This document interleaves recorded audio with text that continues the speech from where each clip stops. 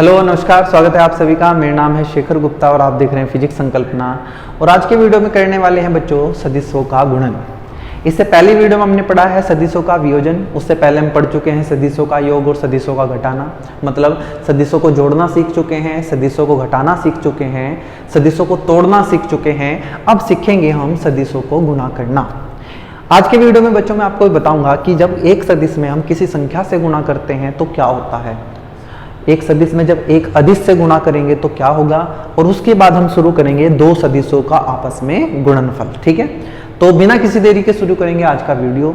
और आज की सबसे पहली हेडिंग रहेगी बच्चों सदिशों का गुणन, मल्टीप्लीकेशन ऑफ वेक्टर्स। चलिए हेडिंग लगा लीजिए, सदिशों का गुणन।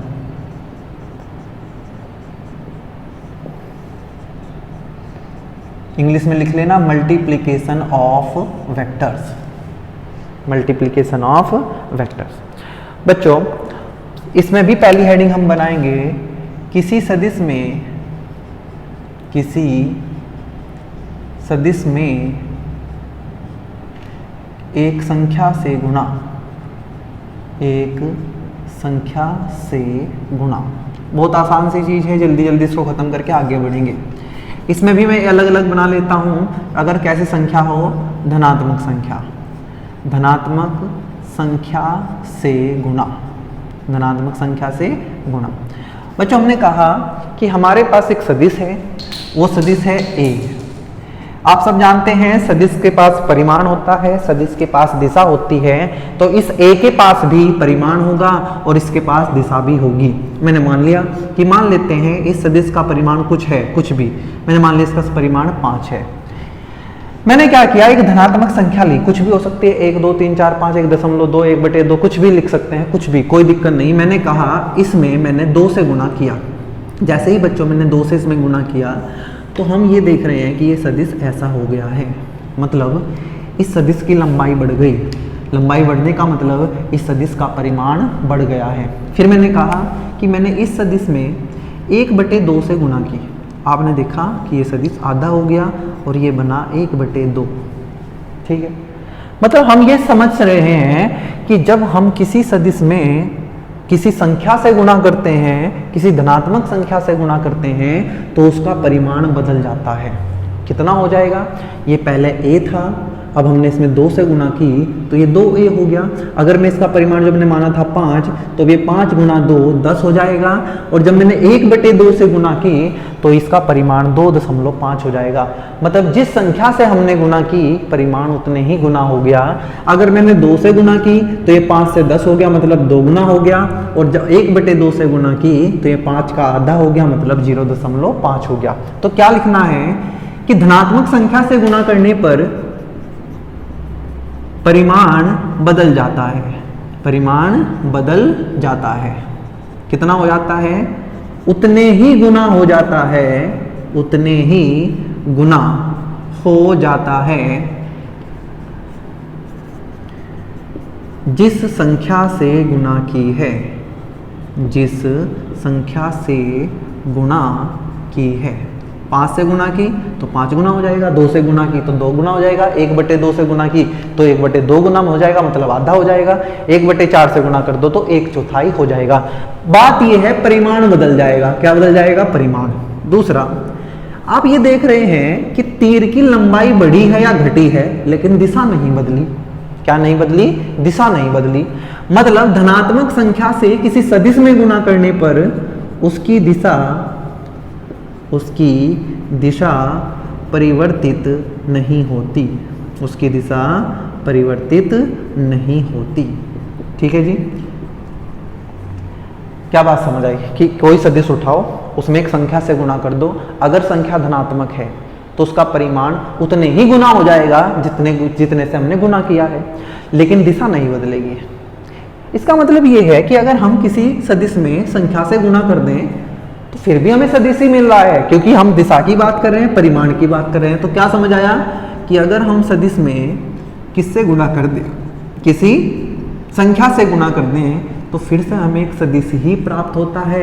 ये a भी एक सदिश था और इसमें 2 से गुणा करने के बाद भी एक सदिश ही रहा। हाँ, ये बदल गया है। इसका परिमाण बदल गया है, दिशा नहीं बदली। मैंने कहा 1/2 से गुना की, पहले भी ये ए सदिश था, अब 1/2 से गुना करने के बाद भी ये सदिश ही रहेगा। हाँ, इसका परिमाण बदल गया है, दिशा नहीं बदली। धनात्मक संख्या से गुना करने पर परिमाण बदल जाता है, दिशा नहीं बदलती। परिमाण उतने ही गुना हो जाता है जितनी संख्या से हमने गुणा की है। ठीक है, इसको हटाते हैं, आगे बढ़ते हैं और बात करेंगे अगर हम ऋणात्मक संख्या से गुणा करें। किससे? ऋणात्मक संख्या से। तो बच्चों हमने हेडिंग लगाई इसी में, ऋणात्मक संख्या से गुणन। यहाँ इसको बी पॉइंट बना देते हैं। ऋणात्मक संख्या से गुणा। फिर से हमने वही एग्जाम्पल उठाया, हमारे पास एक वेक्टर ए है, इसका परिमाण मैं अब 10 मान लेता हूँ। मैं मेरी मर्जी, बस एक समझाने के लिए एग्जाम्पल ले रहा हूँ। मैंने कहा मैंने इसमें एक संख्या से गुणा कर दी जो एक ऋणात्मक संख्या है, मान लीजिए -2 से गुणा की। जैसे ही बच्चों मैंने -2 से गुणा की, मैंने ये देखा कि ये सदिश कुछ ऐसा हो गया, -2a। अगर मैं कहूं कि 1/2 से गुणा करो तो आप क्या देखोगे कि ये सदिश कुछ ऐसा हो गया, कुछ ऐसा ऐसा। ये है 1/2। क्या देखा आपने कि तीर की लंबाई बढ़ी भी है और घटी भी है, मतलब परिमाण बदल गया है। मैं फिर से लिखूंगा यहाँ, परिमाण बदल जाता है, परिमाण बदल जाता है। सुनना ध्यान से, परिमाण बदल जाता है। अगर मैंने -2 से गुना की है तो तीर की लंबाई 2 गुना हो गई, और जब मैंने 1/2 से गुना की, -1/2 से, माइनस लगाना है, ध्यान रखना, मैंने नहीं लगाया था, तो ये तीर आधी लंबाई का हो गया, मतलब 1/2 गुना हो गया। मतलब अब की बार भी परिमाण बदल तो रहा है और उतने ही गुना हो जाता है, उतने ही गुना हो जाता है जिस संख्या से गुणा की है, जिस संख्या से गुणा की है। अब आप कहोगे गुणा तो हमने -2 से की है, तो -2 गुना होना चाहिए। नहीं भाई, अब ध्यान रखना, -2 से गुना भले ही की है, हुआ ये 2 गुना। संख्या देखनी है बस 2। हमने -1/2 से गुना किया है, लेकिन हुआ है वो 1/2 गुना ही, आधा हुआ है। तो ये माइनस क्या बता रहा है? तो आप देखो ध्यान से, पहले हमारा सदिश ए ऐसे था, जैसे ही -2 से गुना की, इसने अपनी दिशा को विपरीत कर लिया, मतलब 180 डिग्री के कोण पे घूम लिया। पहले ये ऐसे था, अब ये ऐसे हो गया है। परिमाण भी बदल गया और दिशा भी बदल गई, दिशा भी परिवर्तित हो जाती है, दिशा भी परिवर्तित हो जाती है। और मैं बार बार आपको कहता आया हूं कि जब भी सदिशों के साथ आप माइनस लगा दिखे तो आप समझ जाना कि दिशा विपरीत है, दिशा विपरीत है। मुझे बताओ 2 से गुना करने पे क्या होगा? परिमाण 2 गुना हो जाएगा, दिशा पे फर्क नहीं पड़ेगा। -2 से गुना करने पे क्या होगा? परिमाण 2 गुना होगा, दिशा विपरीत हो जाएगी। माइनस सिर्फ क्या बताएगा? दिशा विपरीत होना। एक और बात, जब मैं किसी सदिश में एक संख्या से गुणा कर रहा हूं तो वो सदिश ही रहता है, भले ही वो बदल गया, पहले ए था अब कुछ और हो गया, लेकिन रहेगा सदिश ही। उसके पास परिमाण भी होगा, उसके पास दिशा भी होगी। साथ में एक और बात कि किसी सदिश में संख्या से गुणा करने पर उसका मात्रक नहीं बदलता। मैं लिख रहा हूं मात्रक नहीं बदलता है, मात्रक नहीं बदलता। आप अपना नोट्स अच्छे से लिख लेंगे, मैं तो शॉर्ट में लिख रहा हूं, मात्रक नहीं बदलता है। कैसे नहीं बदलता सुनो। मान लो ये 10 न्यूटन का बल था, कितना था? 10 न्यूटन का। जैसे ही मैंने -2 से गुणा की तो ये -20 न्यूटन हो जाएगा। पहले भी न्यूटन था, अब भी न्यूटन है, मतलब मात्रक नहीं बदलता। मैंने कहा 10 न्यूटन था, 1/2 से गुणा की तो ये हो गया -5 न्यूटन। क्या? -5 न्यूटन। पहले भी न्यूटन था, बाद में भी न्यूटन है, मात्रक नहीं बदलता। किसी सदिश में एक संख्या से गुणा करने पे हमें मिलती एक सदिश राशि ही है, लेकिन उस सदिश राशि का मात्रक नहीं बदलता। जो पहले था वो ही रहेगा। पहले मीटर पर सेकंड था तो बाद में भी मीटर पर सेकंड रहेगा। हाँ, दिशा बदल सकती है और परिमाण बदल सकता है। आपने धनात्मक संख्या से गुणा की तो सिर्फ परिमाण बदलेगा, दिशा नहीं बदलेगी। ऋणात्मक संख्या से गुणा करोगे, परिमाण भी बदलेगा और दिशा भी विपरीत हो जाएगी। ठीक है, अब बात कर लेते हैं अगर 0 से गुणा कर दी जाए, अपने आप लिख लेना, अगर वो संख्या 0 हो। अगर हम किसी सदिश में 0 से गुणा करते हैं तो बच्चों वो सदिश 0 हो जाता है, 0 सदिश हो जाता है, मतलब उसका परिमाण शून्य हो जाएगा और उसकी दिशा की हमें पता नहीं रहेगा कि इसकी दिशा कहाँ है, अपरिभाषित रहेगी। ये मैंने आपको शून्य सदिश में पढ़ाया था कि ऐसे सदिश जिनका परिमाण शून्य होता है, दिशा परिभाषित नहीं होती। ठीक है, इसका मतलब आप ये समझ चुके हैं कि जब हम किसी सदिश में एक संख्या से गुणा करेंगे तो क्या क्या होगा। ठीक है, आगे बढ़ते हैं और बात करेंगे किसी सदिश में एक अदिश से गुणा, किसी सदिश में एक अदिश से गुणा, एक अदिश से गुणा। एक एग्जांपल लेते हैं बच्चों, उससे समझते हैं। मैंने क्या किया, मैंने लिया, आप मुझे बताओ अगर मैं वेग की गुणा समय से करूं, आप कहोगे ये तो विस्थापन होता है। मैंने कहा वेग की गुणा समय में कर दो, आप कहेंगे विस्थापन आता है। भाई वेग क्या होता है, विस्थापन बटे समय, तो समय इधर आ जाए तो वेग गुणा समय क्या आ जाएगा, विस्थापन। और जिन्होंने तीसरा चैप्टर अच्छे से पढ़ा है उनको तो ये पहले से पता है कि वेग गुणा समय क्या होता है, विस्थापन। वेग बच्चों एक सदिश राशि है। कैसी राशि है, सदिश राशि है। जबकि समय कैसी राशि है, आप कहेंगे ये तो समय तो एक अदिश राशि है। अच्छा हाँ, विस्थापन कैसी राशि है, आप कहोगे विस्थापन एक सदिश राशि है। मैंने एक और चीज, एक और एग्जांपल लिया, आगे पढ़ेंगे, लेकिन कभी ना कभी आपने सुना होगा कि जो संवेग होता है, संवेग वो होता है द्रव्यमान गुणा वेग, द्रव्यमान गुणा वेग। अच्छा, मैंने पूछा आपसे कि बताओ मुझे कि द्रव्यमान कैसी राशि है, आपने कहा ये तो एक अदिश राशि है। मैंने पूछा वेग कैसी है, आपने कहा सदिश राशि है। पता है इतना तो हमें। और संवेग क्या है, संवेग भी एक सदिश राशि है। कैसी राशि है, सदिश राशि। तो इन दो एग्जाम्पल से बच्चों मैंने आपको ये समझाया कि एक सदिश राशि में एक अदिश राशि से गुणा करने पर, एक सदिश राशि में एक अदिश राशि से गुणा करने पर हमेशा एक सदिश राशि प्राप्त होती है, हमेशा एक सदिश राशि प्राप्त होती है। यहाँ लिख लेंगे कहीं ना कहीं, किसी सदिश में एक अदिश से गुणा करने पर सदैव हमेशा एक सदिश राशि प्राप्त होती है, सदिश राशि प्राप्त होती है, प्राप्त होती है। दो एग्जाम्पल से मैंने आपको समझाया। ठीक है, बात समझ आ गई है क्या? किसी सदिश में एक अदिश से गुणा करने पर सदैव एक सदिश राशि प्राप्त होती है। अब आप कहेंगे कि परिमाण के बारे में बताओ, दिशा के बारे में बताओ, मात्रक के बारे में बताओ। बच्चों वही चीज चलेगी यहाँ भी जो हमने वहां पढ़ा है। अगर ये सदिश, ध्यान सुनना, दोबारा नहीं लिखूंगा क्योंकि मैं पढ़ा चुका हूं। अगर ये सदिश प्लस है, कैसा है, प्लस, धनात्मक है, तो जो नई राशि प्राप्त होगी उसका परिमाण बदलेगा लेकिन दिशा नहीं बदलेगी। और अगर ये अदिश एक ऋणात्मक संख्या है तो आप कहेंगे परिमाण भी बदलेगा और दिशा विपरीत हो जाएगी। ठीक है, जैसे मैं आपको कहूं कि मैंने कहा कि वेग हमारा 10 है, 10 मीटर पर सेकंड है, 10 मीटर पर सेकंड है। मैंने इस समय संख्या इसमें वेग में गुणा की 2 सेकंड से, समय हमारा कितना, 2 सेकंड। तो मुझे बताओ विस्थापन कितना आएगा, आप कहेंगे 10 गुणा 2 20 हो गया, परिमाण बदल गया। पहले वेग 10 था, अब जो नई गुणा होके आई है वो अब कितना आया है, 20 आया है, परिमाण बदल गया है।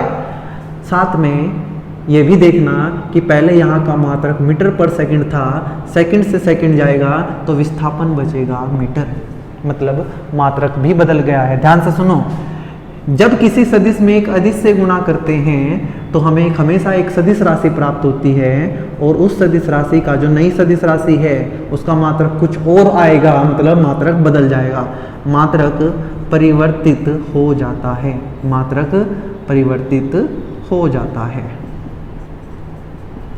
उम्मीद है इसमें कोई दिक्कत आपको नहीं आएगी। क्या फर्क है संख्या से गुणा करने पर और अदिश से गुणा करने पर? सुनो, जब हमने संख्या से गुणा की तो हम देख रहे थे कि संख्या धनात्मक है या ऋणात्मक है। आपने कहा धनात्मक है तो परिमाण बदल जाएगा, दिशा वही रहेगी। मैंने कहा ऋणात्मक हुई तो परिमाण भी बदल जाएगा और दिशा विपरीत हो जाएगी। सेम बात यहां रहेगी बच्चों कि जब हम अदिश से गुणा करेंगे तो पहले अदिश को भी चेक करेंगे कि वो धनात्मक है या ऋणात्मक है। अगर धनात्मक है तो परिमाण बदलेगा लेकिन दिशा नहीं बदलेगी, लेकिन अगर वो ऋणात्मक है परिमाण भी बदलेगा और दिशा विपरीत हो जाएगी। फिर फर्क क्या है, आपने अलग अलग क्यों पढ़ाया संख्या और अदिश को? आपने किसी सदिश में एक संख्या से गुणा और किसी सदिश में एक अदिश से गुणा अलग अलग क्यों पढ़ाया, जब वो एक ही जैसा है? फर्क है बच्चों मात्रक का। जब हम एक सदिश में संख्या से गुणा करते थे तो मात्रक नहीं बदलता था। 10 में 10 न्यूटन में 2 से गुणा करो 20 न्यूटन हो गया। लेकिन जब एक सदिश में एक अदिश से गुणा कर रहे हैं तो देखो, पहले ये मीटर पर सेकंड था, अब ये मीटर बन गया है। क्यों? क्योंकि ये समय भी तो अपना एक मात्रक लेके आया है। वहां वो संख्या अपने साथ कोई मात्रक नहीं लेके आई थी, वो संख्या केवल 2 थी, 2 से हमने गुणा कर दिया था। तो क्या समझ आया? एक बार जल्दी से सारे को रिकॉल करते हैं। मैंने कहा जब एक सदिश में एक संख्या से गुणा करते हैं और वो संख्या धनात्मक है तो परिमाण बदल जाता है, दिशा नहीं बदलती, मात्रक भी नहीं बदलता। मैंने कहा अगर वो संख्या ऋणात्मक है तो आपने कहा परिमाण भी बदलेगा, दिशा विपरीत हो जाएगी लेकिन मात्रक नहीं बदलेगा। ठीक है। फिर हमने कहा अगर हम एक अदिश से गुणा करें तो अदिश से गुणा करने पर अगर वो अदिश धनात्मक है तो परिमाण बदलेगा, दिशा नहीं बदलेगी, और अगर वो अदिश ऋणात्मक है तो हम कहेंगे दिशा विपरीत हो जाएगी, परिमाण भी बदल जाएगा, और हर दोनों केस में मात्रक भी बदल जाएगा। ठीक है बच्चों, ये था आपका किसी सदिश में एक अदिश से गुणा।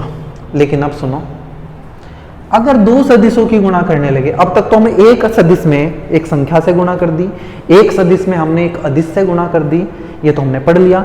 एक सदिश में संख्या से गुणा करो तब भी सदिश आता है जो नया आता है, एक सदिश में एक अदिश से गुणा करो तो नया वाला फिर से क्या आता है? सदिश आता है। लेकिन अगर 2 सदिशों को गुणा करेंगे तब क्या होगा? तो इसलिए अब आगे बढ़ते हैं और अच्छे से अब जो इम्पोर्टेंट है हमारा सबसे ज़्यादा उसको हम पढ़ेंगे। हेडिंग रहेगी यही जो लगाई है आपने, सदिशों का गुणन। लेकिन अब हम बात करेंगे 2 सदिशों का गुणन। ठीक है जी, मैं यहाँ हेडिंग लगा देता हूँ, 2 सदिशों का गुणन। मैं आपसे पूछूंगा एक बात, क्या 2 सदिशों को जोड़ा जा सकता है क्या? आपने कहा जी हमने सीखा है 2 सदिशों को जोड़ के हमें एक सदिश राशि प्राप्त होती है। क्या 2 सदिशों को घटाया भी जा सकता है? आपने कहा हाँ, 2 सदिशों को घटाने पर भी एक सदिश राशि ही प्राप्त होती है। अभी आपने देखा कि एक सदिश में एक संख्या से गुणा कर देंगे तो फिर से हमें सदिश प्राप्त होता है, एक सदिश में एक अदिश से गुणा कर देंगे तो भी हमें एक सदिश राशि प्राप्त होती है। लेकिन बच्चों अगर मैं ये कहूँ कि अगर मैं एक सदिश में दूसरे सदिश से गुणा करूं तो मुझे क्या मिलेगा? ये गुणा का चिन्ह है। अगर मैं ये, चलो गुणा का चिन्ह हटाता हूं, मैं ऐसे लिखता हूं ब्रैकेट में, अगर मैं एक सदिश में एक दूसरे सदिश से गुणा करूं तो क्या होगा? तो यहां से एक बहुत ही अलग बात हमें देखने को मिली कि कई बार 2 सदिशों को गुणा करने पर हमें एक अदिश राशि प्राप्त होती है। मजे की बात है कि 2 सदिश राशियां मिलके गुणा होके एक अदिश राशि देंगी, और कई बार 2 सदिश राशियां मिलके 2 सदिश राशियां गुणा कर होकर हमें एक सदिश राशि देंगी। इसका मतलब ये अजीब तरीके की चीज हुई। 2 सदिशों को जोड़ा, सदिश मिला, 2 सदिशों को घटाया, सदिश मिला, एक सदिश में संख्या से गुणा की, सदिश मिला, एक सदिश में अदिश से गुणा की, सदिश मिला। लेकिन 2 सदिशों को गुणा करने पे कभी सदिश मिल जाता है, कभी अदिश मिल जाता है। इसका मतलब 2 सदिशों का गुणन 2 प्रकार का होगा। कितने प्रकार का? 2 प्रकार का। पहला कहलाएगा अदिश गुणन। क्या कहलाएगा? अदिश गुणन। और दूसरा कहलाएगा सदिश गुणन। आप कहेंगे अच्छा ये क्या है? जब 2 सदिशों को गुणा करने के बाद एक अदिश राशि प्राप्त हो जाएगी, इस प्रकार का गुणन अदिश गुणन कहलाएगा। लेकिन जब 2 सदिशों को गुणा करने पर एक सदिश राशि प्राप्त होगी, इस प्रकार का गुणन सदिश गुणन कहलाएगा। ठीक है। अब हमें इन्हीं 2 गुणा को, अदिश गुणन को और सदिश गुणन को अच्छे से पढ़ना है डिटेल में। बहुत लंबे लंबे हैं और इतने इंपॉर्टेंट है, आप बस मान लो मेरी बात कि बहुत इंपॉर्टेंट है। तो आज की वीडियो में हम खत्म करेंगे अदिश गुणन, फिर एक वीडियो में इसके न्यूमेरिकल करेंगे, फिर एक वीडियो में हम सदिश गुणन करेंगे और एक वीडियो में हम करेंगे इसके न्यूमेरिकल। मतलब कितने वीडियो हो जाएंगे? टोटल 4। ठीक है। तो चलिए मैं इसको हटा रहा हूँ और हटा के हेडिंग लगाता हूँ 2 सदिशों का अदिश गुणन। हेडिंग क्या लगाएंगे? 2 सदिशों का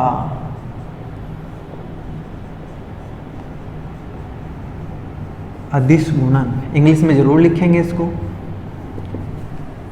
अदिश को इंग्लिश में बोलते हैं बच्चों स्केलर, गुणन को बोलेंगे product, scalar product of two vectors.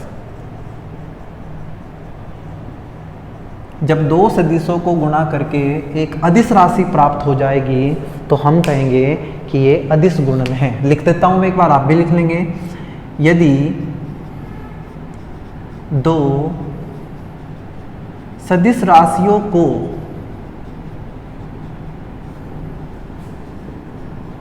गुणा करने पर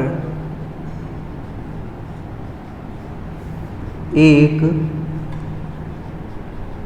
अदिश राशि प्राप्त होती है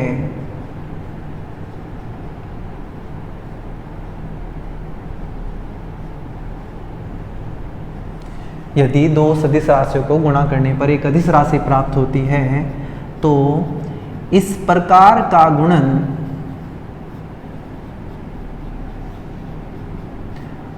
अदिश क्या कहलाता है? अदिश गुणन। इंग्लिश में बोलते हैं स्केलर प्रोडक्ट कहलाता है।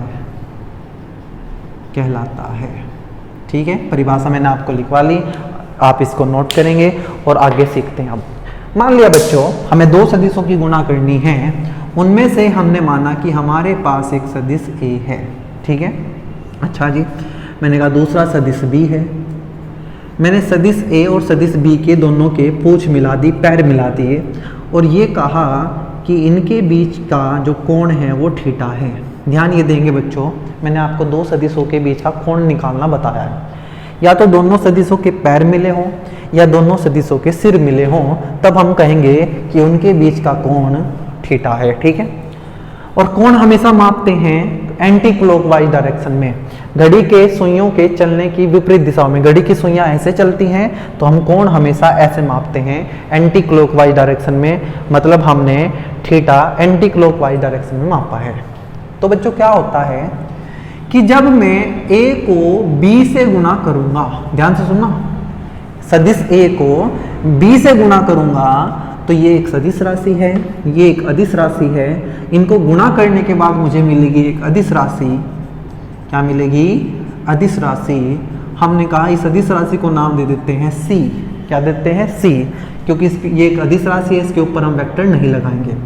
तो बच्चों इस गुणन को ही अदिश गुणन कहते हैं और इस गुणन को प्रदर्शित करने के लिए हम बीच में इस डॉट का, इस बिंदु का प्रयोग करते हैं। क्या बोलते हैं इसको?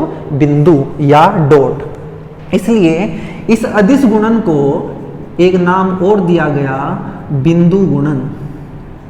बिंदु गुणन, जिसको इंग्लिश में बोलते हैं बच्चों डॉट प्रोडक्ट। क्या बोलते हैं? Dot product. क्या मैं आपको बात समझा पाया? आप मुझे पूछेंगे कि यार ये अदिश गुणन क्या है। आपने कहा कि जब दो सदिशों को गुणा करने पर एक अदिश राशि प्राप्त हो जाती है तो हम कहते हैं कि ये अदिश गुणन है, स्केलर प्रोडक्ट है।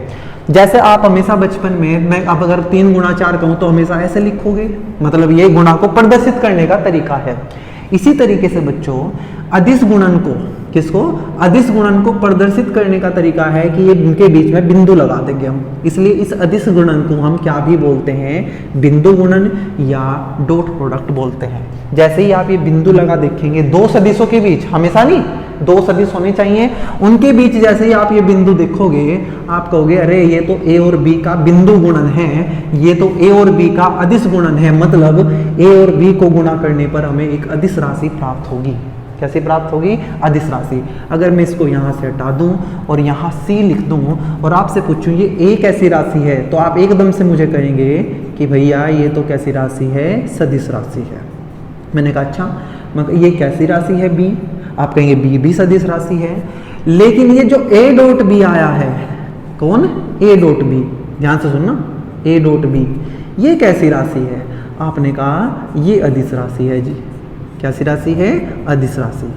A सदिश है, B भी सदिश है, लेकिन A ने B के साथ गुणा करके हमें कैसी राशि दी? अदिश राशि दी। मतलब ये जो A डॉट B है पूरा, ये एक अदिश राशि है। ये A एक सदिश राशि है, ये B एक सदिश राशि है, लेकिन पूरा A डॉट B एक अदिश राशि है जो C के बराबर है। तो मैं पूछूं आपको कि ये C कैसी राशि है, तो आप कहेंगे ये C एक अदिश राशि है। C बोल लो चाहे A डॉट B बोल लो। मैंने पूछा आपको कि बताओ A कैसी राशि, आपने कहा सदिश राशि। मैंने पूछा B कैसी राशि, आपने कहा सदिश राशि। मैंने कहा A डॉट B, आप जैसे ही डॉट देखेंगे, जैसे ही बिंदु देखेंगे, मैं A डॉट बोला करूंगा बच्चों, आप A डॉट B की आदत डालें। A डॉट B कैसी राशि, आपने कहा A डॉट B होगी अदिश राशि। ठीक है, मैंने आपके सामने डायग्राम बनाया, मैं इसको हटा रहा हूँ, इसको अपने आप हिसाब से लिख लेना। हमने कहा कि हमारे पास एक सदिश A है, एक सदिश B है, तो जब हम इनकी गुणा करेंगे और लिखेंगे A डॉट B, तो इसका जो फॉर्मूला आता है वो आपको याद करना है। मैं बता भी दूंगा कि ये क्यों है, लेकिन याद करना है। आपकी कहीं किताब में तो ये बताया भी नहीं जाएगा लिखा हुआ कि ये फॉर्मूला क्यों है।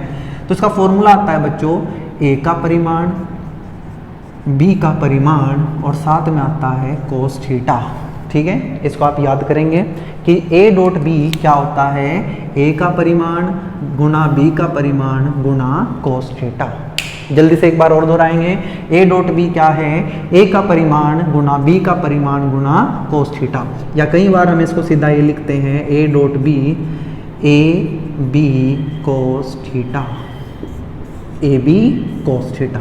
A क्या है, ये A का परिमाण है, मेरे साथ बोलना पड़ेगा, ये A क्या है, A का परिमाण है, ये B क्या है, B का परिमाण है, और ये जो कोस थीटा है और ये थीटा क्या है, ये A व B के बीच का कोण है, B के बीच का कोण।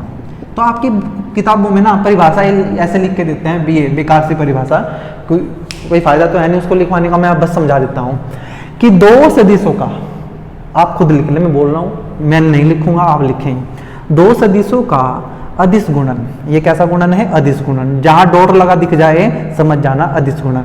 दो सदिशों का अदिश गुणन, दोनों सदिशों के परिमाणों के गुणनफल, दोनों सदिशों के परिमाणों के गुणन, ऐसे लिखते हैं। दोबारा बोलता हूं मैं, दो सदिशों का अदिश गुणन, दो सदिशों का अदिश गुणन उन सदिशों के परिमाण तथा उनके बीच बने कोण की कोज्या, इस कोस को हिंदी में कोज्या बोलते हैं बच्चों। क्या बोलते हैं, कोज्या। साइन को बोलते हैं जया।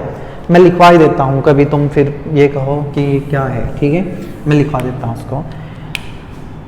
दो सदिशों का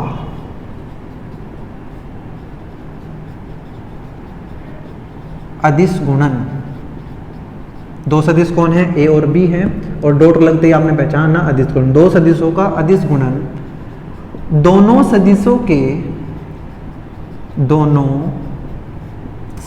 के परिमाण, ये क्या है, परिमाण, दोनों सदिशों के परिमाण व थीटा क्या है, उनके बीच का बना कोण, व उनके बीच बने कोण के साथ क्या है, थीटा के साथ क्या है, कोस। कोस को हिंदी बोलते हैं कोज्या। कोण की कोज्या के गुणनफल के बराबर होता है, बराबर होता है। ध्यान से सुनना भाई, ध्यान से देखना इसको। क्या कहती है परिभाषा कि जो दो सदिशों का अदिश गुणन है, दो सदिशों का अदिश गुणन है, वो उनके परिमाणों के तथा उनके बीच बने कोण की कोज्या के गुणन के बराबर होता है। ये तीनों का गुणा हुआ है ना, A क्या है, A का परिमाण, B क्या है, B का परिमाण, ये क्या है, दोनों के बने कोण के बीच की त्रिज्या, दोनों सदिशों के बीच बने कोण की कोज्या के गुणन के बराबर है। तीनों की गुणा हुई है, ये हमने परिभाषा लिखी। उम्मीद है समझ आ गया होगा। कुछ लोग ये पूछ लेते हैं कि यहाँ कोस थीटा क्यों आया है, साइन थीटा क्यों नहीं आया, टेन थीटा क्यों नहीं आया। तो उसका जवाब वैसे तो किताबों में नहीं लिखते हैं, ना ही पढ़ाया जाता, ना ही कहीं पूछा जाता हमें, लेकिन फिर भी हमारे नॉलेज के लिए, आपकी नॉलेज के लिए मैं आपको बता दूं कि पिछली वीडियो में बच्चों हमने सीखा था कि एक सदिश को दो हिस्सों में कैसे तोड़ें, एक सदिश को दो हिस्सों में कैसे तोड़ें, सदिशों का वियोजन हमने पढ़ा था। मैंने आपको सिखाया था कि अगर ये B है और यहाँ थीटा बना है, तो जहाँ थीटा बनता है वहाँ आता है B कोस थीटा। ये B है तो B के हिस्से कर रहे हैं हम, तो जहाँ थीटा आएगा वहाँ कोस आएगा, और इसके परपेंडिकुलर, इसके लंबवत, किसके लंबवत, B कोस थीटा के लंबवत आएगा B साइन थीटा। ठीक है, एक बात समझ आई आपको। तो आप ध्यान से अगर इस देखें ए बी कोस थीटा को, तो मैं इस ए बी कोस थीटा को ना ऐसे लिख सकता हूँ। आप मुझे बताओ ए डॉट बी क्या होता है, ए बी कोस थीटा, तो मैं इसको लिख सकता हूँ ए बी कोस थीटा। ठीक है, अब ये ध्यान से देखो आप कि ये जो बी कोस थीटा है ना, ये बी कोस थीटा इस बी का घटक है। पिछले वीडियो में आपको पढ़ना पड़ेगा कि घटक क्या होते हैं, तभी आप इस बात को समझ पाएंगे। मैंने कहा ये बी कोस थीटा क्या है, आप कहेंगे कि बी का घटक है। ये बी साइन थीटा क्या है, ये भी बी का घटक है। बी के कितने घटक हैं, 2, लेकिन हमने वो वाला घटक देखा जो एक ही दिशा में है। क्या दिखा, एक ही दिशा में है। और कई बार बच्चों इनको एक मुश्किल सी भाषा में प्रक्षेपण बोल देते हैं। क्या बोल देते हैं, प्रक्षेपण।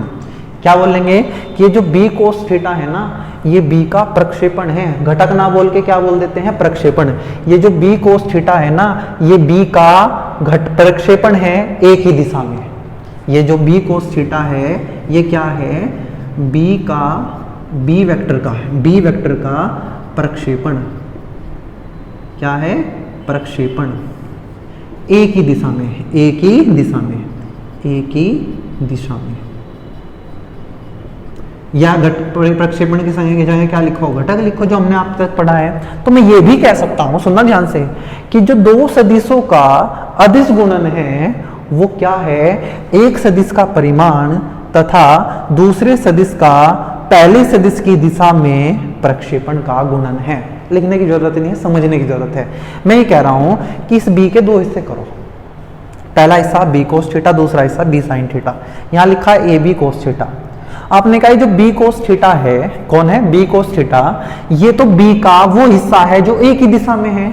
बी का वो हिस्सा है, वो प्रक्षेपण है, वो घटक है जो एक ही दिशा में है। तो मैंने ये कह दिया कि ए डॉट बी और कुछ नहीं है, दो सदिशों का अदिश गुणन, एक सदिश के परिमाण, ये परिमाण है, और दूसरे सदिश का पहले सदिश की दिशा में प्रक्षेपण का गुणन है। क्या है, गुणन है। अपने आप लिख लेना, मैंने बोल दिया, या मैं एक बार अच्छे से बोल के दिखाता हूं, आप उसको लिख लेना जैसे मैं बोलता हूं। दो सदिशों का अदिश गुणन, एक सदिश के परिमाण तथा दूसरे सदिश के पहले सदिश की दिशा में प्रक्षेपण का गुणन होता है। ऐसा लिखकर समझा मैंने दिया है, ठीक है। लेकिन मैंने ये तो बताया नहीं कि यहाँ कोस ही क्यों आया है।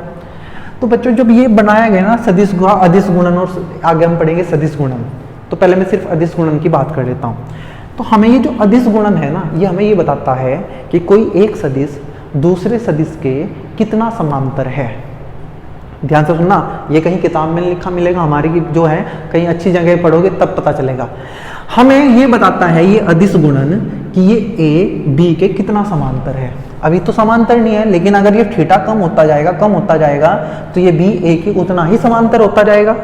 बात सुनना, अगर ये थीटा कम होता जाए तो ये बी ए के समांतर होता जाएगा, और अगर थीटा ज्यादा होता जाए तो ये बी ए के लंबवत होता जाएगा। लेकिन हमें अदिश गुणन जो है, हमारा अदिश गुणन हमें लंबवत चीजों की बात नहीं कहता, ये कहता है कि दो सदिश आपस में कितने समांतर हैं, और कितने समांतर होने के लिए हमें बी को किसकी तरफ झुकाना पड़ेगा, ए की तरफ झुकाना पड़ेगा। मतलब मुझे बी का वो हिस्सा लेना पड़ेगा जो ए की दिशा में है, और एक ही दिशा में कौन आ रहा है, कोस वाला, इसलिए ये कोस थीटा यहां आया है। तो कहीं आप नोट डाल के लिख लेना कि अदिश गुणन, एग्जाम में नहीं पूछेगा, अदिश गुणन हमें दो सदिशों के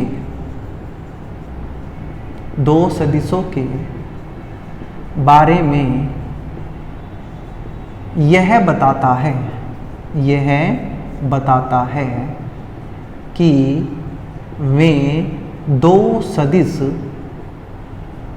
एक दूसरे के कितने समांतर हैं, एक दूसरे के कितने समांतर हैं, ये हमें कौन बताता है, अदिश गुणन बताता है बच्चों।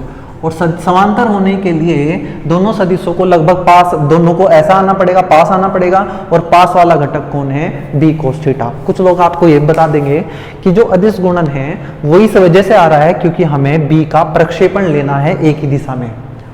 प्रक्षेपण मैं अलग से समझा दूंगा। प्रक्षेपण और कुछ नहीं होता बच्चों, किसी एक की छांव, सुनिए हमने छांव, जैसे हम सूरज में धूप में खड़े होते हैं तो हमारी छांव बनती है, वो छांव क्या है, मेरा प्रक्षेपण। कहाँ, जमीन पर, पृथ्वी पर। ऐसे ही इस बी की जो परछाई ए के ऊपर बनी है उसको बोलेंगे बी का प्रक्षेपण एक ही दिशा में, एक ही दिशा में बी का प्रक्षेपण, बस ये है प्रक्षेपण और कुछ नहीं है। ठीक है, तो ये भी जरूरत नहीं है, आपको जरूरत इतनी है ए डॉट बी का फॉर्मूला क्या होता है, आप कहेंगे A B cos theta, A dot B क्या होता है A B cos theta, A dot B क्या होता है ए बी कोस थीटा, ये जरूरत है। ये तो आपकी एक्स्ट्रा नॉलेज के लिए है कि यहाँ कोस क्यों आया है, क्योंकि अदिश गुणन इस बारे में बात करना चाहता है कि दो सदिश आपस में कितने समांतर हैं। जैसे जैसे कोण बढ़ता जाएगा ये लंबवत होता जाएगा, कोण घटता जाएगा तो ये समांतर होता जाएगा, और समांतर होने के लिए किसको दिखाना पड़ेगा हमें, कोस वाले को, इसलिए यहाँ कोस आता है। ठीक है, इससे ज्यादा मैं आपको कुछ नहीं बताऊंगा। इससे आगे बढ़ेंगे और बात करेंगे अदिश गुणन की विशेषताओं के बारे में, अदिश गुणन के गुण। ठीक है, इसको हटा रहे हैं और हम हेडिंग लगाने वाले हैं बच्चों, अदिश गुणन के गुण, प्रॉपर्टीज ऑफ स्केलर प्रोडक्ट।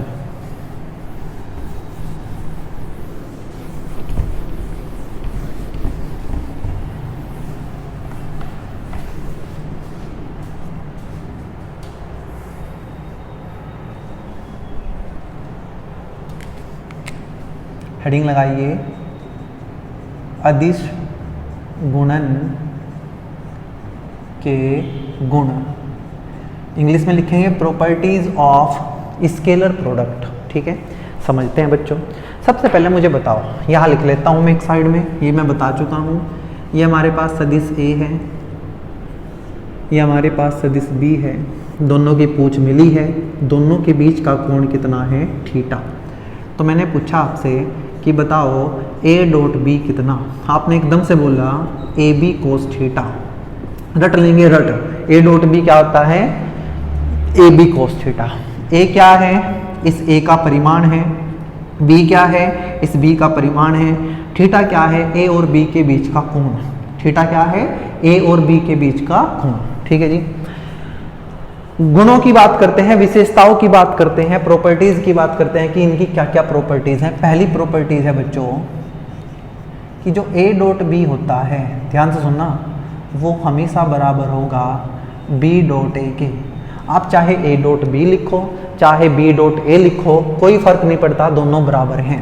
ठीक है, इस नियम को बच्चों क्रम विनिमय का नियम बोलते हैं। क्या बोलते हैं, क्रम विनिमय। विनिमय होता है बदलाव करना, आदान प्रदान करना। जैसे आपने कोई अपने दोस्त को कोई चीज ली और वापस उसके बदले में आपने कोई दूसरी चीज ले ली, तो आपने विनिमय किया है। क्या किया है, विनिमय, बदलाव, अदला बदली की है। यहाँ क्रम का अदला बदली हुई है, ए की जगह बी बैठा है, बी की जगह ए बैठा है, इसलिए इस नियम को क्रम विनिमय नियम बोलते हैं। तो हम यहाँ लिखेंगे कि जो अदिश गुणन है, अदिश गुणन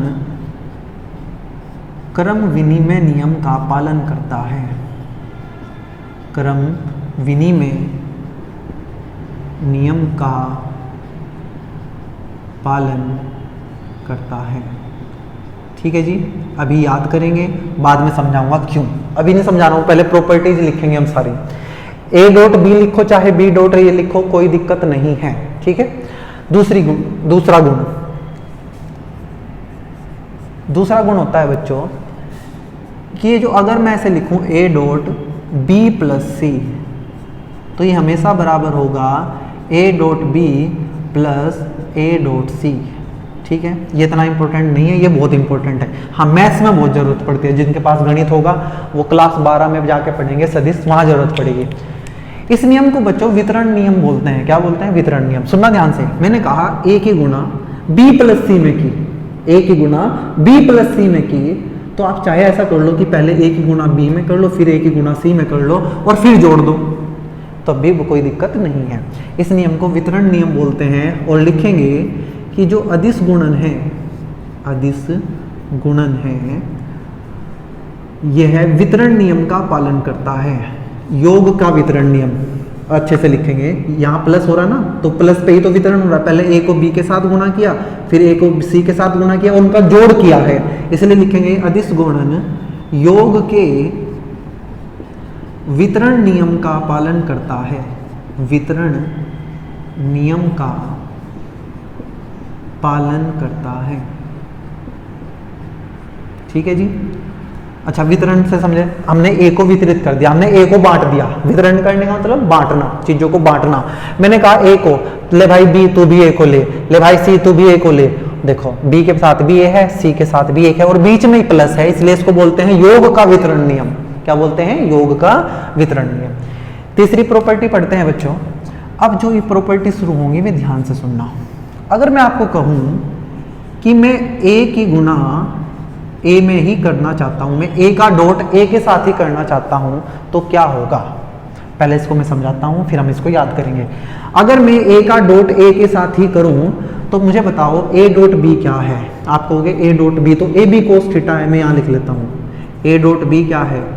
ए बी कोस थीटा। ये ए का परिमाण है, ये बी का परिमाण है, यहां दोनों के बीच का कोण है। अगर मैं ए डॉट ए लिखूं तो आप क्या कहोगे कि यहाँ आएगा ए का परिमाण, जहाँ बी था वहाँ अब ए आ गया है तो फिर से ए का परिमाण आएगा, और दोनों के बीच का कोण, दोनों के बीच का कोण, यहाँ ए और बी के बीच का कोण, लेकिन यहाँ तो ए और ए है तो ए और ए के बीच का कोण कितना होगा? ध्यान रखेंगे बच्चों, कोई सदिश खुद के साथ जीरो कोण बनाता है, कोई सदिश खुद के साथ जीरो कोण बनाता है, कोई रेखा खुद के साथ जीरो कोण बनाती है। मैं कहूँ ये रेखा खुद के साथ कितना कोण बनाएगी? 0 डिग्री। मैंने कहा ये एंगल थीटा है। अगर मैं इस रेखा को यहीं लेके आ जाऊं तो दोनों रेखा एक हो जाएगी और थीटा 0 हो जाएगा। तो कोई सदिश खुद के साथ ए और ए के बीच का कोण होगा 0, और कोस 0 का मान होता है बच्चों 1, तो ये a गुना ए हो जाएगा a स्क्वायर। तो हम इसको लिख देते हैं a स्क्वायर। कुछ किताबों में आपको ये ऐसा लिखा मिलेगा ए के परिमाण का स्क्वायर, लेकिन मुझे लिखने की आदत है ऐसे, तो आप जैसे अच्छा आपको लगे आप ऐसे कर लेना। ये मैंने करके दिखाया है, आप इसको नोट भी कर सकते हैं कि ये कैसा आया है। मैं इसको हटा दूँ। क्या लिखेंगे इसमें? एक सदिश का, ये बड़ा इंपॉर्टेंट है, अभी समझाने वाला हूँ इसकी इंपॉर्टेंस क्या है। एक सदिश का उसी सदिश के साथ बिंदु गुणन या अदिश गुणन, बिंदु गुणन भी बिंदु की वजह से बिंदु कहते हैं, अदिश राशि मिलते हैं तो अदिश गुणन कहते हैं, के साथ अदिश गुणन, सुनना, किसी एक सदिश का उसी सदिश के साथ ए के साथ अदिश गुणन उसके परिमाण के वर्ग के बराबर होता है। उसके परिमाण के, ए क्या है? ए का परिमाण, उसका वर्ग, उसके परिमाण के वर्ग के बराबर होता है, बराबर होता है। और ऐसे गुणन को सवत अदिश गुणन कहते हैं। ऐसे गुणन को, ध्यान से सुनना बच्चों, बहुत इंपॉर्टेंट है। ऐसे गुणन को सवत है, जैसा भी आप बोलते हो, हिंदी थोड़ा सा जो है, स्वत मतलब अपने आप से गुणा, स्वत है। कैसा गुणन? अदिश। स्वत अदिश गुणन कहते हैं, स्वत अदिश गुणन कहते हैं, सेल्फ डॉट प्रोडक्ट कहते हैं। स्वत self dot product, self scalar product कहते हैं। ठीक है, उम्मीद है आपको समझ आ गया होगा, लेकिन इतना ही काफ़ी नहीं है समझना। इसको अगर अप्लाई करना है तो बहुत सारी चीज़ें इसके साथ सीखनी पड़ेगी। पहले मुझे बताओ ए dot A square, A dot A square, A vector है, लेकिन जब मैं ए स्क्वायर बोल रहा हूँ तो ए क्या है? परिमाण है। क्या है? परिमाण। मैं आपसे कहूँ, बताओ मुझे बी डॉट बी, बिना इसके लिख देना बी स्क्वायर। मैंने कहा सी डॉट सी, आप कहेंगे सी स्क्वायर। मैंने कहा ये छोटा ए डॉट छोटा ए, तो आप कहेंगे ए स्क्वायर। ठीक है जी।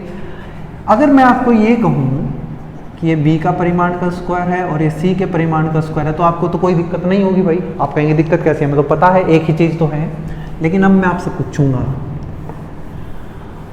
अगर मैं a डॉट ए को a स्क्वायर लिख सकता हूँ, तो क्या मैं वापस a स्क्वायर को a डॉट ए नहीं लिख सकता क्या? आप कहेंगे बिल्कुल लिख सकते हैं। अब मैं इसको वो करके दिखाऊंगा जो हमें ज़रूरत पड़ेगी। मैंने कहा a प्लस बी, दो वेक्टर का परिमाण, a प्लस बी हमने जोड़ा और उसके परिमाण की बात की है। आपने कहा अच्छा, जरूर ध्यान से सुनना, इंपॉर्टेंट है बहुत। मैंने कहा जब a डॉट ए को a के परिमाण का स्क्वायर लिख सकते हैं, तो अगर मैं इसको लिखना चाहूँ, ये क्या है? ये भी तो एक सदिश के परिमाण का स्क्वायर है, बस फर्क ये है कि यहाँ जो ये सदिश है ये दो सदिशों का योग है।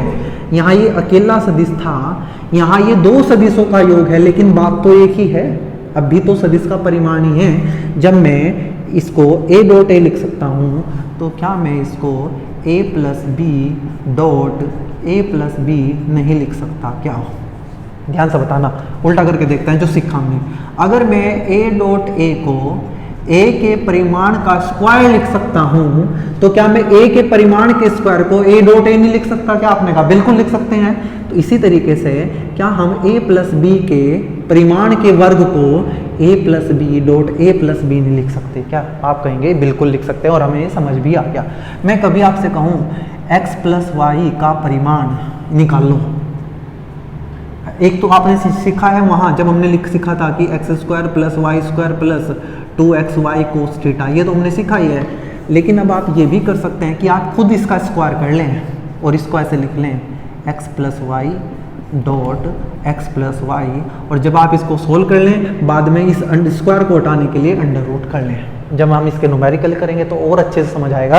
लेकिन इतनी बात ध्यान से सुनना कि a डॉट ए स्क्वायर होता है, तो वापस a स्क्वायर को भी a डॉट ए लिखा जा सकता है। a प्लस बी के स्क्वायर को भी हम a plus B dot A plus B लिख सकते हैं। तीसरा प्रॉपर्टी हमने पढ़ी, आगे बढ़ते हैं, इनको हटाते हैं बच्चों और प्रॉपर्टी नंबर 4 पढ़ेंगे।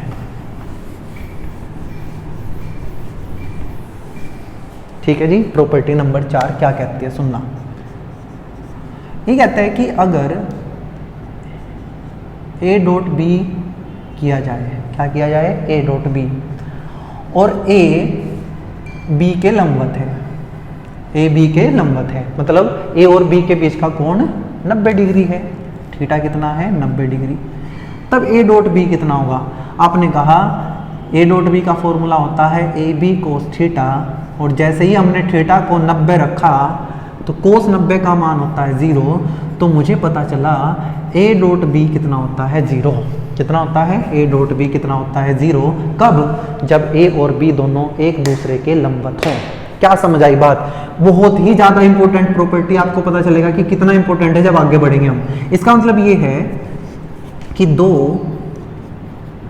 परस्पर मतलब एक दूसरे के, दो परस्पर लंबवत जो एक दूसरे के साथ 90 अंश का कोण बनाए, दो परस्पर लंबवत सदिशों का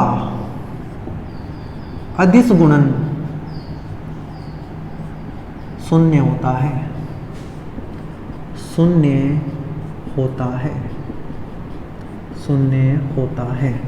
सुनना ध्यान से, अगर दो सदिश हैं और एक दूसरे के लंबवत है, मतलब थीटा कितना है? 90, और थीटा जैसे ही 90 रखा a डॉट बी कितना आ गया? 0। इसका मतलब दो परस्पर लंबवत सदिशों का अदिश गुणन, ध्यान से सुनना, कौन सा? डॉट वाला, शून्य होता है। ठीक है, ये सुनने में बहुत आसान है, लेकिन जब हम न्यूमेरिकल करेंगे हम ये देखेंगे कि जब हम a डॉट बी करेंगे और वो एकदम से 0 आ गया, a डॉट बी करते ही वो 0 आ गया, तो मैं कुछ नहीं देखूंगा, मैं सीधा ही बोल दूंगा कि a और b एक दूसरे के साथ 90 अंश का कोण बनाते हैं, दोनों एक दूसरे पे लंबवत हैं। या हमें बोला जाएगा कि सिद्ध करो कि दो सदिश लंबवत हैं, तो मैं क्या करूंगा? दोनों को डॉट के गुणा कर दूंगा, दोनों का अदिश गुणा कर दूंगा और दोनों को 0 ला के दिखा दूंगा, और सिद्ध हो जाएगा कि दो सदिश एक दूसरे के लंबवत हैं। ये बात मैं लिखवाऊंगा नोट डाल के। क्या नोट डाल के लिखवाऊंगा? आप लिखेंगे कि यदि किन्हीं कोई भी यदि दो सदिशों को लंबवत प्रदर्शित करना है, सिद्ध करना है, लंबवत सिद्ध करना है कि दोनों एक दूसरे के लंबवत हैं, तो हम उनका अदिश गुणन, ये डॉट वाला ए बी कोस थीटा वाला अदिश गुणन शून्य लाकर दिखाएंगे। क्या लाकर दिखाएंगे? शून्य, मतलब 0, शून्य लाकर, जो भी लाकर दिखाएंगे।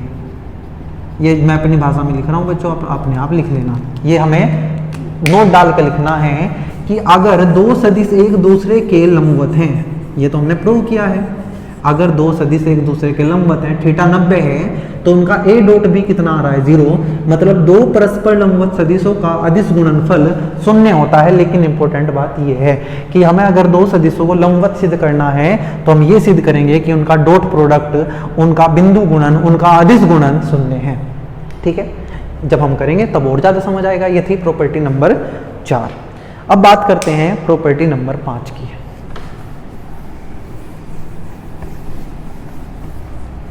प्रॉपर्टी नंबर 5 क्या कहती है? इसने कहा अगर दो सदिश हैं, एक ए है और एक बी है और एक दूसरे के समांतर हैं। कैसे हैं? समांतर। समांतर होने पे थीटा कितना होता है? 0। तो मैं क्या करूँगा, मैं लिखूँगा A dot B, A B cos theta, theta की जगह रखा 0, कोस 0 होता है 1, तो आया ए बी। तो मुझे पता चला कि ए डॉट बी का मान ए बी होता है। क्या होता है? ए बी, अगर दोनों एक दूसरे के साथ समांतर हैं। क्या है? समांतर। यदि दो सदिश परस्पर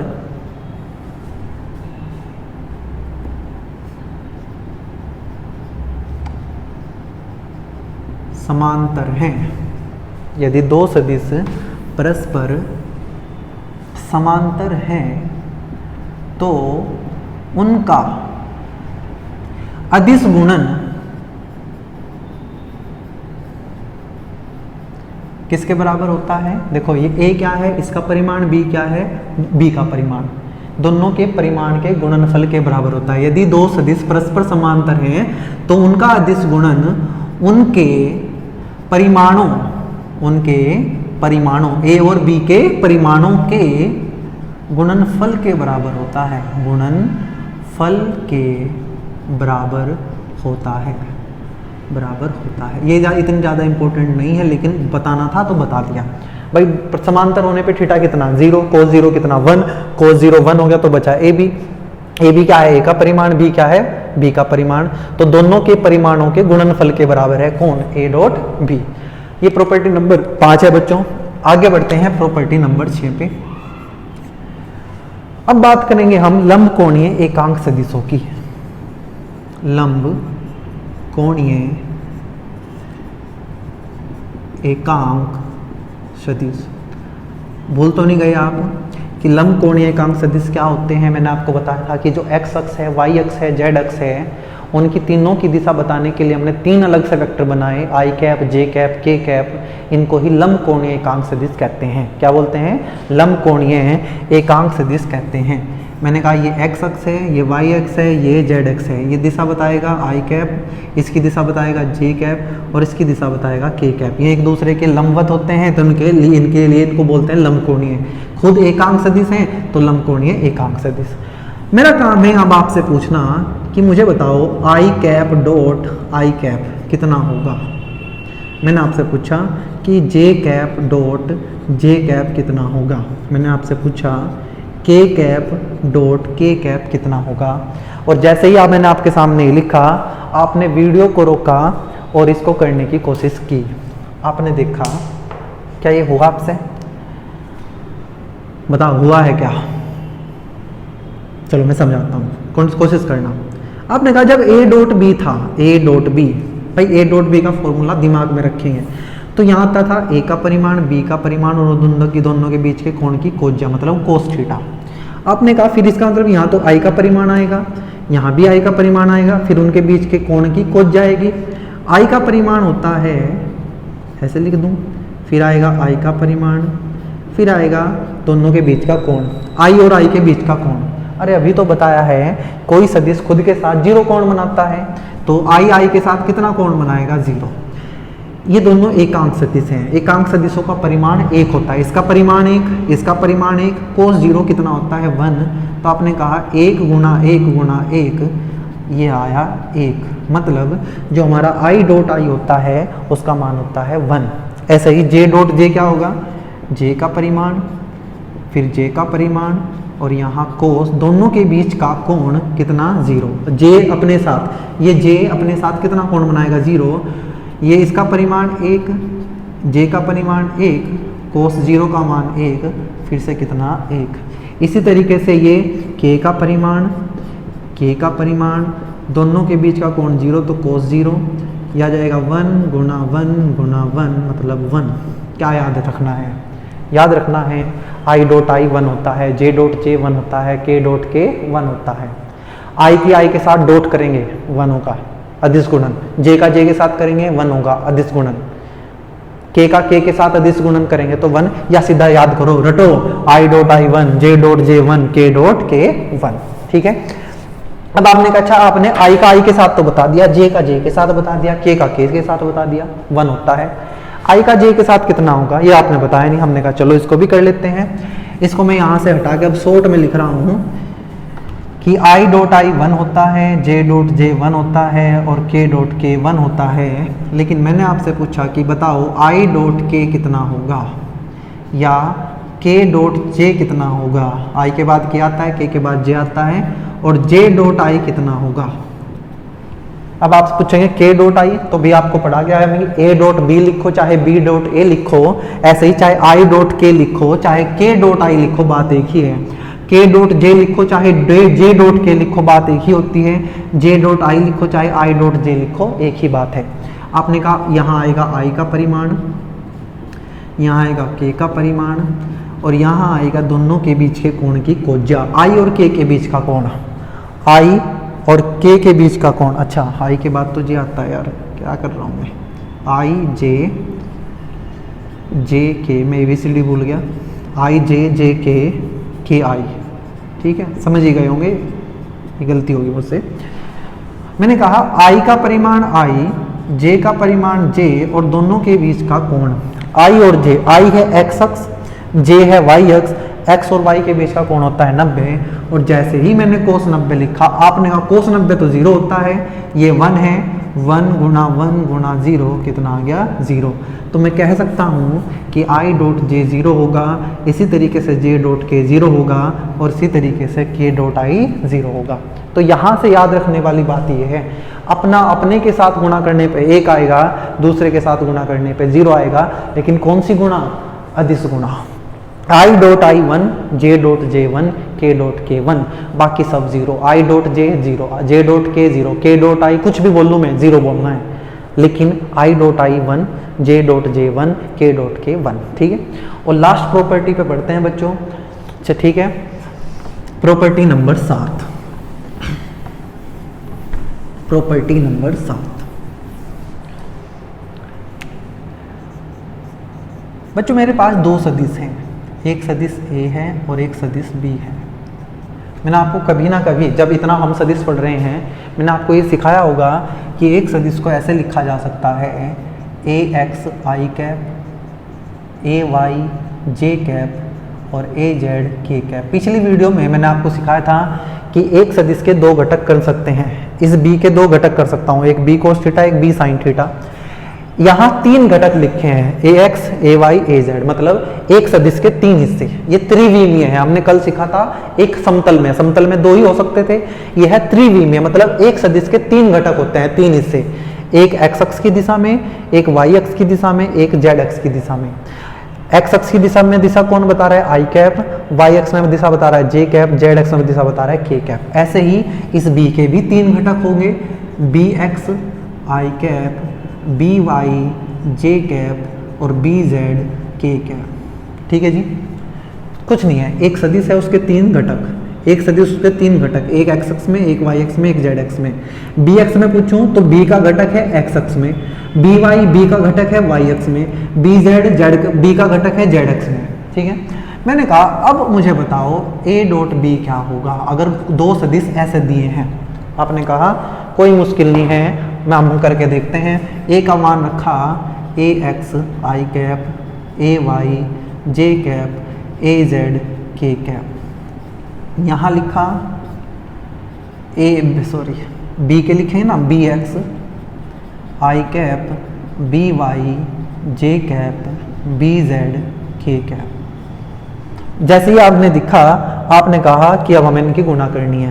पहले आप इसकी इन तीनों में गुणा करेंगे, फिर इसकी इन तीनों में गुणा करेंगे, फिर इसकी इन तीनों में गुणा करके देखेंगे। मैं आलस नहीं करूंगा, मैं लिख के सिखाऊंगा आपको, कभी आप बाद में कहो कि ये पता नहीं चला हमें। सबसे पहले हमने ax आई कैप की, ये इस पूरे की डॉट की, ये वितरण नियम है। अब इसको तीनों के साथ बांट देंगे, समझ रहे ना, इसको इस तीनों के साथ बांट देंगे या इन तीनों को इनके साथ बांट देंगे, कुछ भी कहो, वितरण नियम लगा रहे हैं जो हमने पढ़ा था। ए एक्स आई डॉट ये पूरा, या ऐसा करते हैं एक एक करके लिखते हैं, पहले इसकी इसमें गुणा करो, a x i dot b x i plus a x i dot b y j, a x i dot b y j plus a x i dot b z k, ये हमने ए एक्स की कर दी। इसी तरीके से हम ए y की करेंगे, a y j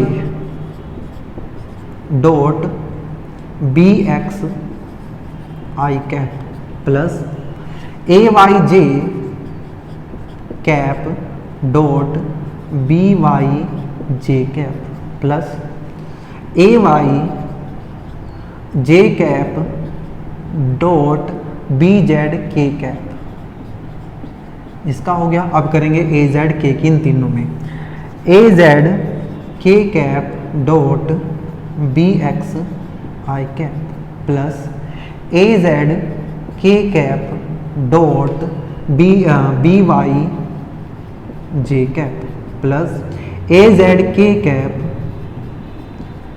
dot b z k cap. अब हो गया आसान, बस हो गया खत्म। आई देखो ये ए एक्स बी एक्स ये तो परिमाण है, और परिमाण की हम सीधी सीधी गणना करते हैं तो ये आ जाएगा ए एक्स बी एक्स, लेकिन मेन है ये आई डॉट आई 1 होता है, आई डॉट जे 0 होता है, तो ये तो हो जाएगा 0, जो 0 हो रहे हैं उनके ऊपर ये तीर लगा रहा हूँ, आई डॉट के 0, जे डॉट आई 0, अभी पढ़ के आए ना, आई डॉट आई 1, जे डॉट जे 1, आई डॉट आई 1 होता है, जे डॉट जे 1 होता है, के डॉट के 1 होता है, बाकी सबकी मल्टीप्लाई 0, जे डॉट जे 1 हो जाएगा, जे डॉट के 0, के डॉट आई 0, के डॉट जे 0, के डॉट के 1। अब मुझे बताना ए एक्स बी एक्स,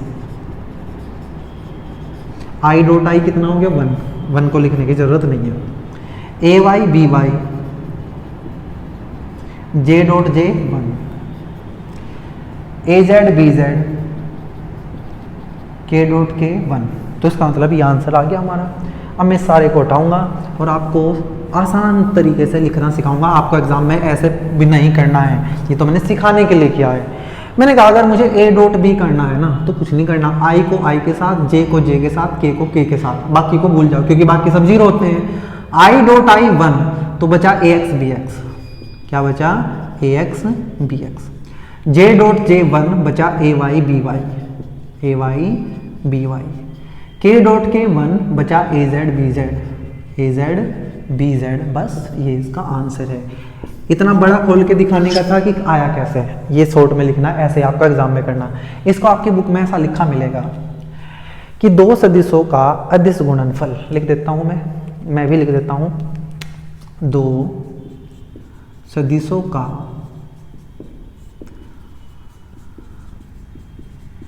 अदिश गुणन, इतनी बात लिखे, दो सदिशों का अदिश गुणन उन सदिशों के ये क्या है, इनको बोलते हैं घटक। संगत घटक क्या है, इसका भी x घटक, इसका भी x घटक। देखो ये ax क्या है, a का x का घटक, bx क्या है, b का x घटक, मतलब x घटक x घटक के साथ गुणा हो रहा है, y घटक y घटक के साथ गुणा हो रहा है, z घटक z घटक के साथ गुणा हो रहा है, ऐसे ही हमें लिखना है। दो सदिशों का अदिश गुणन उन सदिशों के संगत घटकों के